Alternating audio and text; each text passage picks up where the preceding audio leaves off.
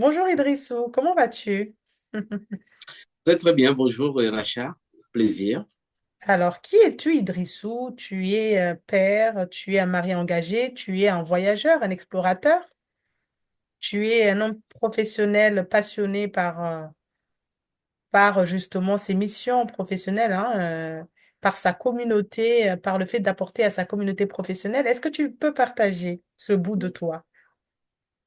Bien. Donc, on va commencer par des trucs très, très simples, hein. Je suis d'abord un praticien hospitalier, c'est-à-dire c'est ce qu'on a, c'est les médecins, des chirurgiens, des biologistes, radiologues, pharmaciens qui exercent à l'hôpital public en France. Ça, c'est mon quotidien. Et je suis dans la spécialité qu'on appelle la pharmacie hospitalière. Non, non, pas du tout. L'hygiène hospitalière, excusez-moi. D'ailleurs, mon travail au quotidien avec mes équipes, c'est de pouvoir accompagner les médecins, les chirurgiens, les infirmières surtout, les aides-soignantes et ASH, pour tout faire pour respecter des protocoles, des procédures, pour éviter qu'un patient hospitalisé attrape une infection au cours de son soin.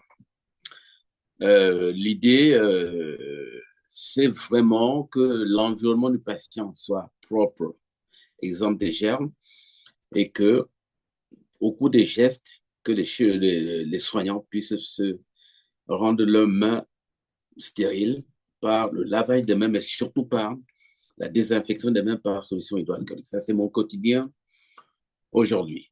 Euh, qui suis-je? Ben, en fait, on va dire, là aussi, c'est très simple, hein.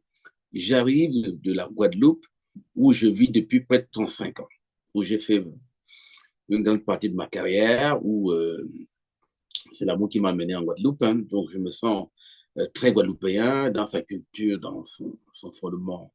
C'est là où je me suis épanoui personnellement et professionnellement. Euh, voilà. Je suis avant voilà, un Guadeloupéen qui arrive. Mais avant la Guadeloupe, je suis né et j'ai grandi au Cameroun. Et donc, et après mon bac, une première année de mathématiques à l'université. Et à 17-18 ans, j'arrive à Reims comme étudiant. Et là où j'ai fait mes études à Reims et puis à Strasbourg, diplômé de Strasbourg, avant d'aller exercer aux Antilles et en Guadeloupe. Voilà. J'espère que j'étais un peu plus clair et synthétique que Racha. C'était super. Donc, on en a parlé tout à l'heure parce qu'on a fait un premier entraînement, hein, à cette vidéo. Et il y a une personne qui t'a profondément marqué ou qui est toujours, qui t'a marqué surtout quand tu arrives en Guadeloupe, qui te considère comme son fils. Peux-tu nous parler un peu de cette personne-là? Bien, cette personne, c'est ma belle-mère. Elle s'appelle Nicole Dermel. Je l'ai eu appelé l'autre jour, il y a 2, 3 jours, parce qu'elle a été hospitalisée. En fait, quand je suis arrivé aux Antilles, j'ai été intégré dans ma belle famille, tout c'est comme un enfant de la famille. Donc, Nicole m'a dit, même quand il est venu à Reims me voir, Idrissou, tu es mon nouveau fils. Donc, ce qui fait que en fait, j'ai postulé au CHU de Guadeloupe. Et mon dossier a été très soutenu par ma belle-mère qui était cadre supérieur à l'hôpital et qui était la meilleure pote de la pharmacienne chef. Donc, il ne faut pas dire ça, là, je ne peux pas répéter, mais je pense que j'ai été très recruté au CHU de Guadeloupe en 95-96, plus comme le beau-fils de Nicole que plus comme le pharmacien que j'étais. Mais il n'empêche qu'après, il a fallu que je fasse mes preuves et que je suis devenu le collègue chouchou de ma chef de service qui s'appelait Lydia Méraud, qui est mon mentor et à qui je dois ma carrière. Voilà. 2 personnes en termes privés en Guadeloupe, c'est Nicole Dermel, ma belle-mère, et surtout et au niveau professionnel, mon ancienne chef, Lydia Méraud. Voilà. Donc, soutenu à la maison. Donc là, je comprends, hein, tu es venu par amour et tu rencontres une nouvelle maman qui te soutient même Absolument. dans ta carrière professionnelle, soutenu au travail avec une mentor exceptionnelle. Et je pense que tu nous en diras un peu plus, mais on a tous besoin d'un mentor ou d'une mentor d'après ce que je comprends. Des personnes qui t'ont Absolument. inspiré, qui t'ont profondément marqué. Et on va parler aussi d'un lieu qui t'inspire en Guadeloupe. C'est lequel? Bien. En fait, Euh, En fait, quand je suis arrivé en Guadeloupe, en vacances, tout de suite, je me suis dit, pour la première fois, c'était en 89, hein, avant même que je m'installe en 89, je me suis dit, mince, j'ai trouvé mon pays, c'est la Guadeloupe. Pourquoi? Parce que j'ai craqué par rapport aux rivières de Guadeloupe. La Guadeloupe est un pays avec des... ah, avec, voilà, la Guadeloupe est un pays avec des rivières absolument exceptionnelles, d'une beauté.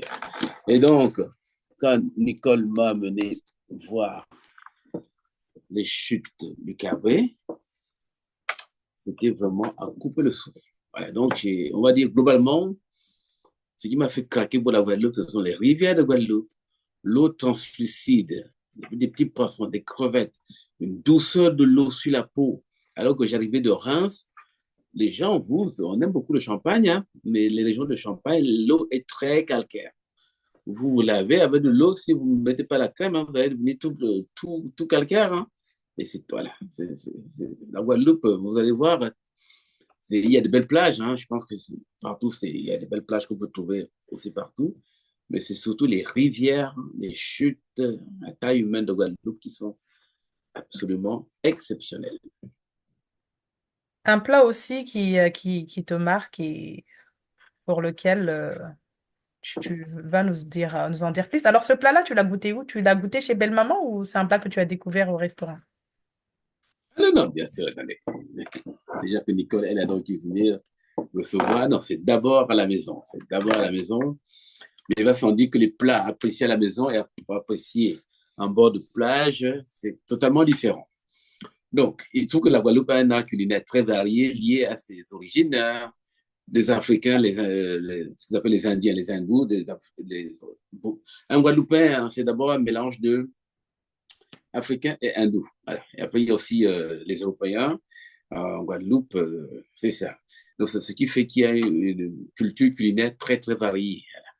J'ai craqué mon côté gourmand sur le court-bouillon de poisson, court-bouillon de grande gueule avec riz haricots rouges.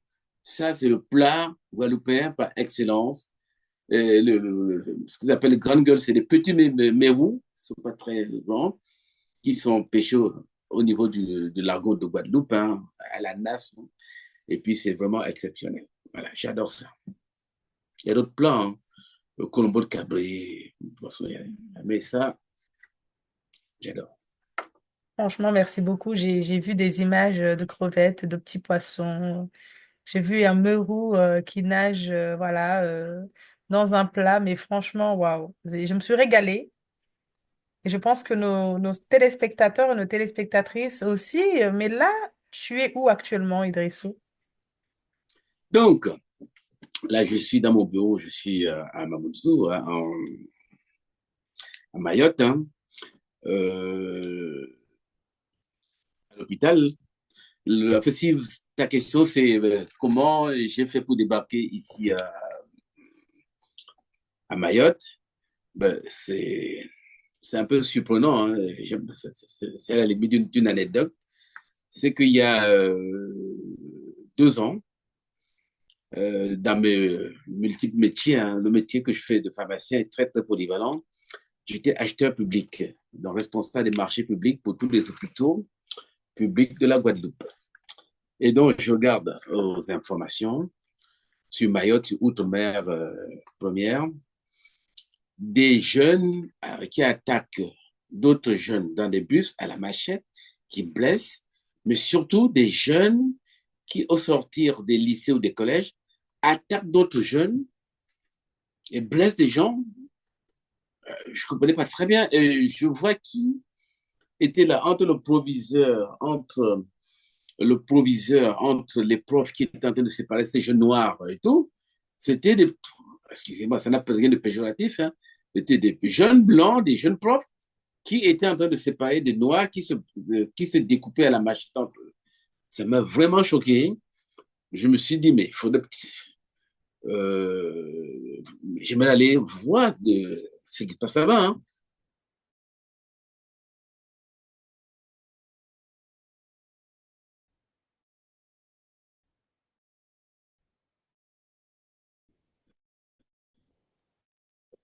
Et Idrissou, tu m'entends? La caméra était figée à un moment donné. Est-ce que tu m'entends? Allô?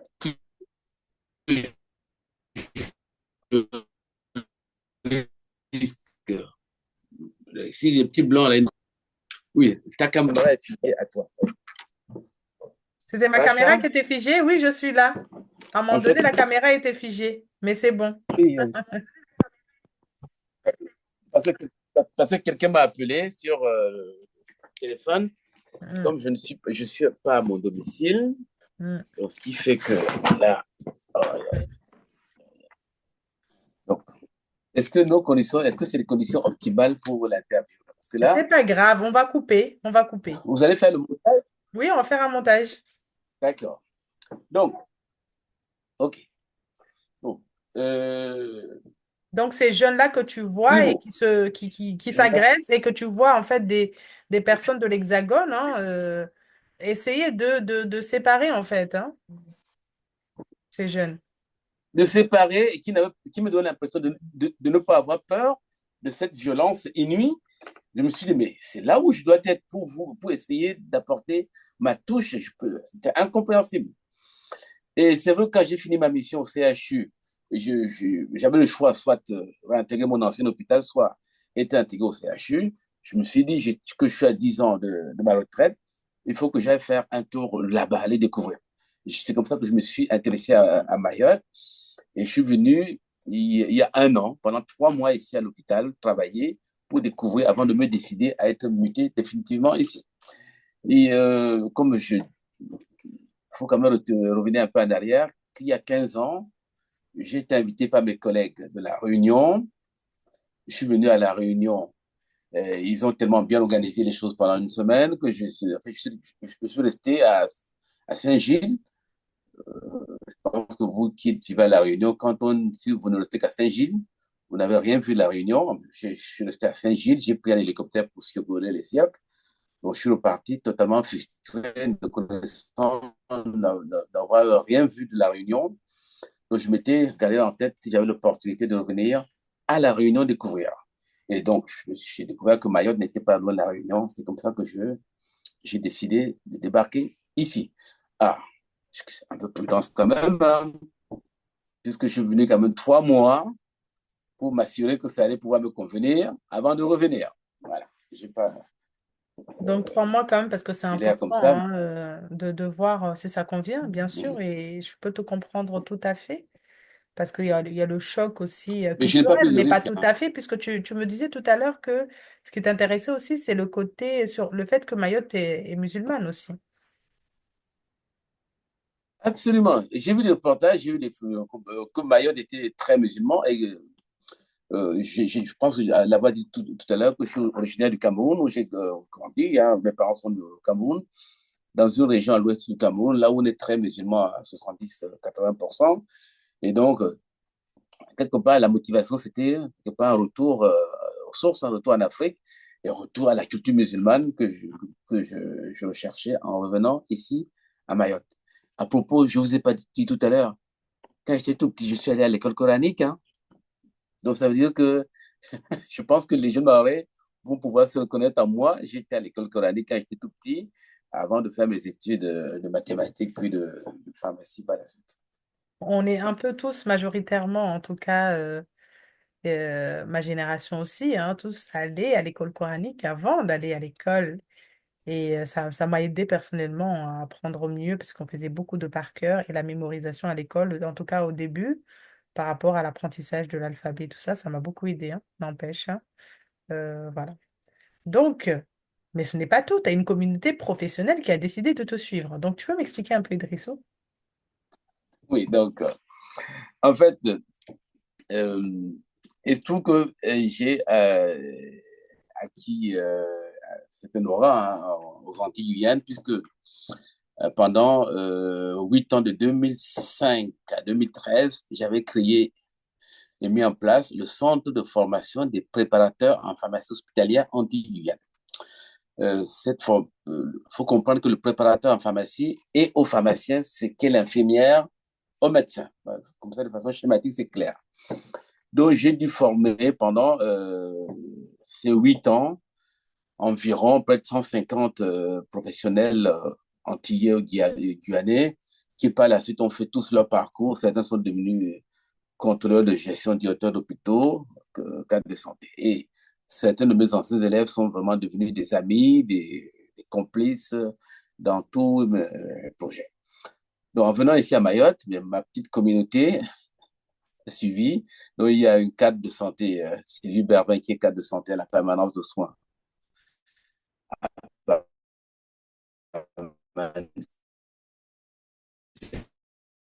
Il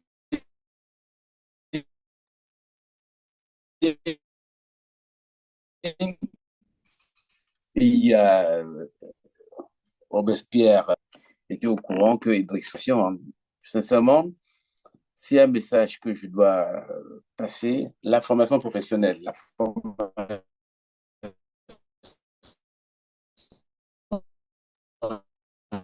Ça coupe. Est-ce qu'il y a quelqu'un qui t'appelle en même temps? Ça a coupé. générale, c'est la base de tout, hein.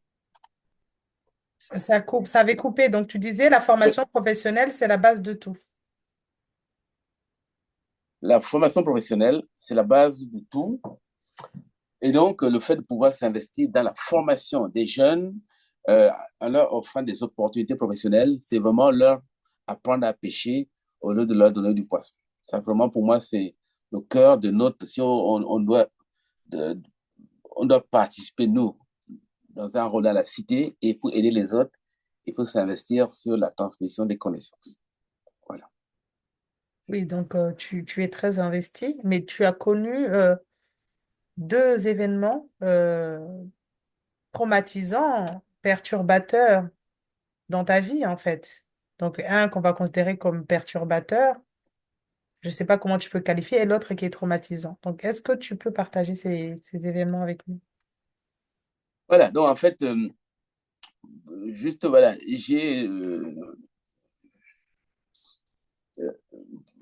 en fait, c'est important pour moi. Comment je me suis rapproché de vous?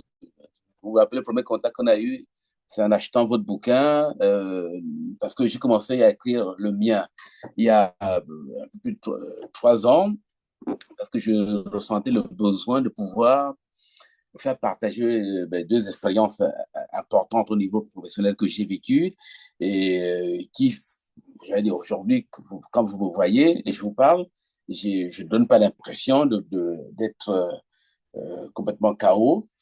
Mais je trouve que il y a en 2013, voilà, il y a déjà plus d'une dizaine d'années, mon hôpital a été mis sous administration provisoire. Les gens ne savent pas ce que c'est. C'est qu'à un moment, l'État décide que l'hôpital est mal géré. L'hôpital vire tous les directeurs et met en place des gens qui viennent en 6 mois pour redresser l'hôpital. Moi, comme j'étais pharmacien-chef, j'ai découvert, un pharmacien-chef, il gère en général le deuxième poste de dépense de fonctionnement de l'hôpital après les salaires, pour acheter les médicaments, les produits de santé. J'ai découvert que j'étais aussi, que je le veuille ou pas, même si j'étais un praticien, que je faisais partie de la direction. Donc, ce qui fait que j'ai donc démissionné de mes fonctions de chef de service. Nous, quelque part, on a la chance, hein, parce que nous, à l'hôpital, quand on est médecin ou praticien, on peut être chef et praticien. Donc, vous pouvez démissionner de la chefferie pour rester praticien. Ce qui, quelque part, m'a sauvé. Mais il n'empêche que quand vous n'êtes plus chef, avec, parce que quand vous êtes chef, le personnel vous met sur un piédestal. Et quand vous n'êtes plus chef, mais certains croient que vous n'êtes plus rien. Et voilà. Donc, ça, c'est une étape, hein, une démarche par rapport à soi-même, hein, de se ramener sur les fondamentaux. Dans ce vécu-là, dont j'ai vécu, c'était une démarche vraiment importante, délicate, mais certaines peuvent mal supporter ça. Mais moi, dans la foulée, il y a 8 ans, donc, ma fille cadette s'appelait Lovana, elle finissait, une fille très brillante, hein, classe préparatoire Matsup, elle finissait son école de commerce, son MBA e-business à Paris. Elle a fait un syndrome thoracique lié à la drépanocytose. Elle est décédée à Paris, donc j'ai dû monter à Paris pour pouvoir récupérer le corps de ma fille pour ramener et l'enterrer en Guadeloupe. Pas au Cameroun, hein, en Guadeloupe, puisque, comme j'ai dit au départ, chez moi, c'est avant tout en Guadeloupe. Et donc, c'est vraiment ces deux enjeux majeurs un traumatisme. Faut parler de traumatisme par rapport au décès de ma fille avec qui on était très complices. Hein. Elle a fait ses stages en Israël, aux États-Unis et tout. J'étais là avec elle, on était très, très fusionnels. Ce rachat. J'ai mis 5 ans pour pouvoir remonter la pente par rapport au décès de ma fille cadette. 5 ans où je ne savais pas du tout qui j'étais, j'ai fait des trucs bizarres. Je me suis inscrit à des formations que j'ai payées, que j'ai jamais suivies. J'ai fait comme si j'étais un peu complètement dérangé. 5 ans. Je pense que c'est au bout de 6 ans que j'ai commencé à trouver l'équilibre par rapport à trouver un sens à ma vie. Au niveau professionnel, le fait de pouvoir par la suite créer d'autres opportunités. Voilà, j'ai quitté la pharmacie pour aller faire les marchés publics, faire un autre métier. Là aujourd'hui, je suis praticien en hygiène hospitalière variée. Là, ça permet de pouvoir euh, se ressourcer, se fixer de nouveaux objectifs professionnels et s'en sortir. Mais ces deux événements, je voulais faire partager comment vous êtes assommé comme un boxeur. Vous êtes KO, vous êtes par terre, endormi, vous êtes étonné d'entendre des gens continuer à courir autour de vous. C'est vraiment l'impression que j'ai eue. Le lien à la mort, quand on se retrouve face à la mort dans son intimité. C'est pas que quelqu'un est mort, un cousin, non, non, c'est votre fille, votre complice, votre avec qui elle est couchée, elle ne bouge pas du tout. Vous la regardez toucher, elle est morte, elle est comme endormie. Vous l'avez eu au téléphone mercredi et samedi à 5 heures du matin, elle est morte. C'est terrible. Vous l'avez jeudi pour savoir, va voir le médecin, pourquoi tu te. Non, je finis mon mémoire, machin, tout ça. Terrible.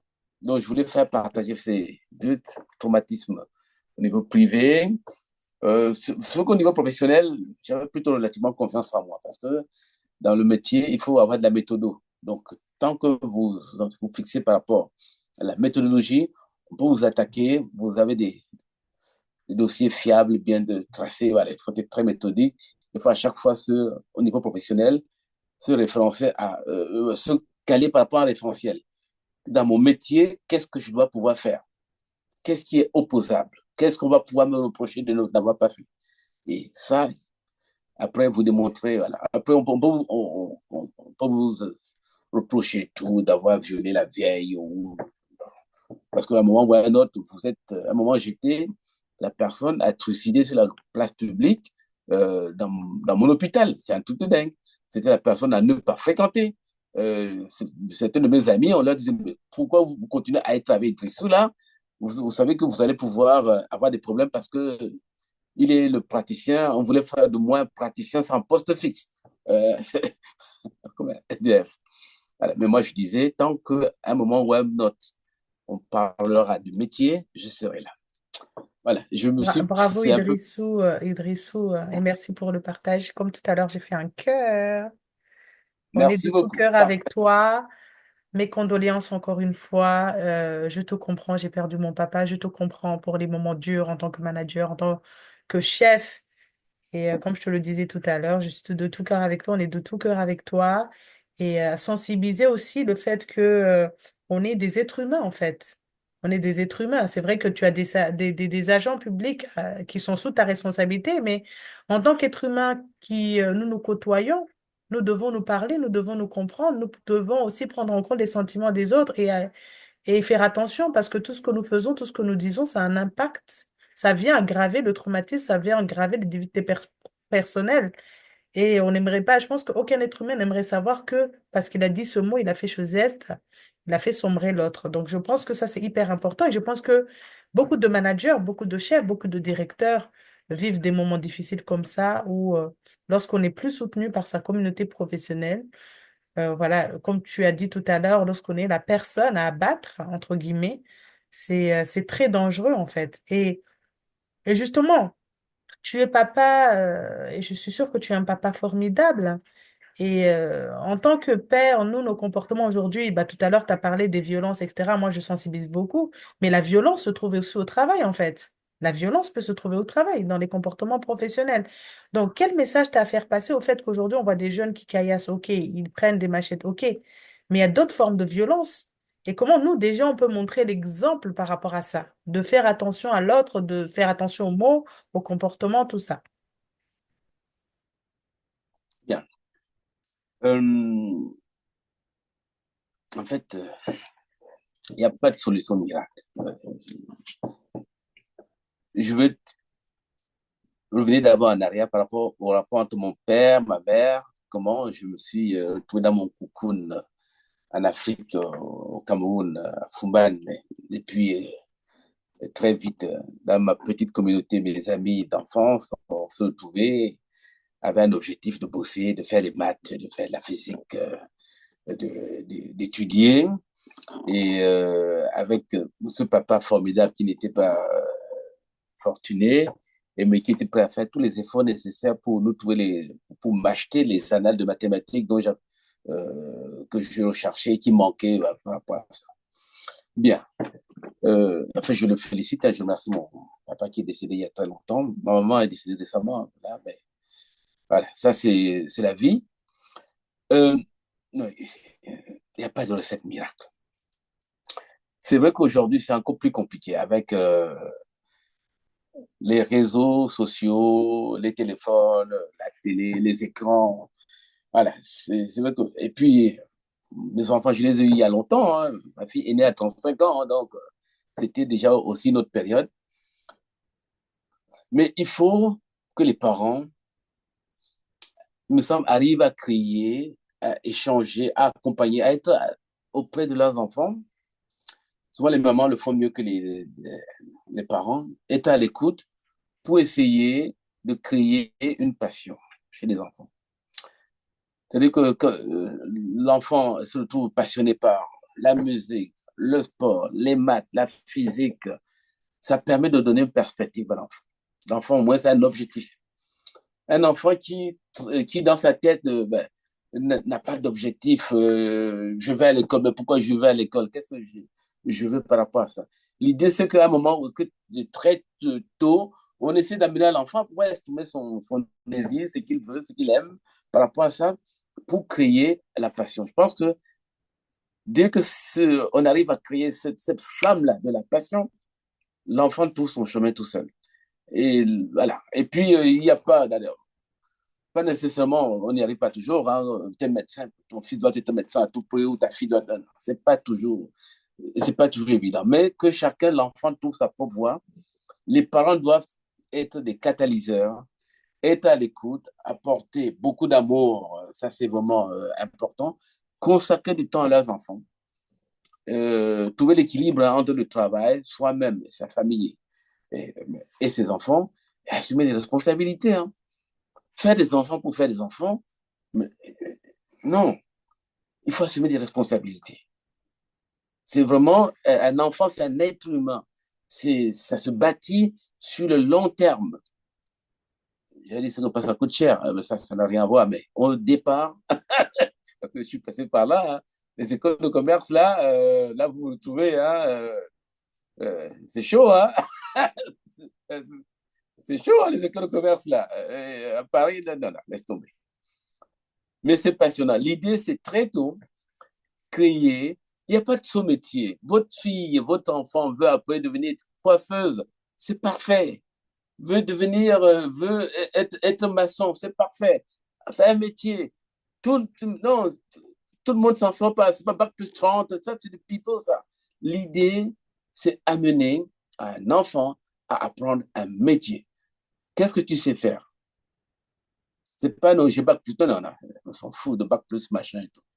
Qu'est-ce que tu sais faire? Qu'est-ce que tu as appris à faire?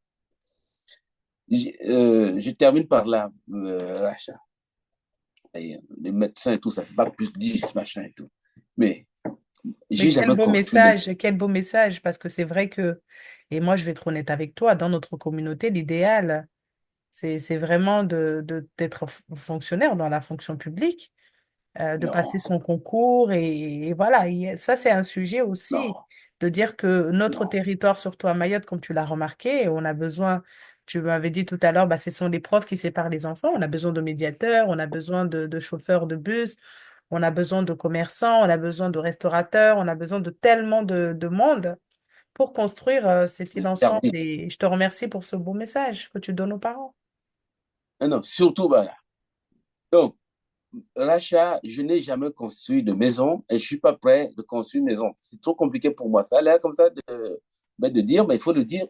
Quand je vois comment on construit une maison, tous les métiers qui sont dedans, j'ai fait mon point. Non, moi, j'achète des maisons. J'ai tout acheté des maisons, revendues, achetées. J'ai racheté la maison d'un plombier. C'est-à-dire que le monsieur, il m'a dit, avant, il était aide-soignant, ambulancier. Il s'est rendu compte que c'est avec ses mains qui était sa richesse. Donc, j'ai racheté la maison d'un plombier. C'est pas bac plus, voilà. Pour montrer bac plus combien. Non, on s'en fout. C'est qu'est-ce qu'il sait faire. Et quand je vois le monsieur travailler ses mains, on voit que c'est de l'or. Ses mains, c'est vraiment agréable de le voir travailler. Donc, créer une passion, rechercher un métier, une profession, qu'est-ce que tu sais faire, qu'est-ce que tu apportes à la société. C'est pas je. Non, non. J'ai 3 bacs, 5 doctorats, tout ça, c'est du pipeau.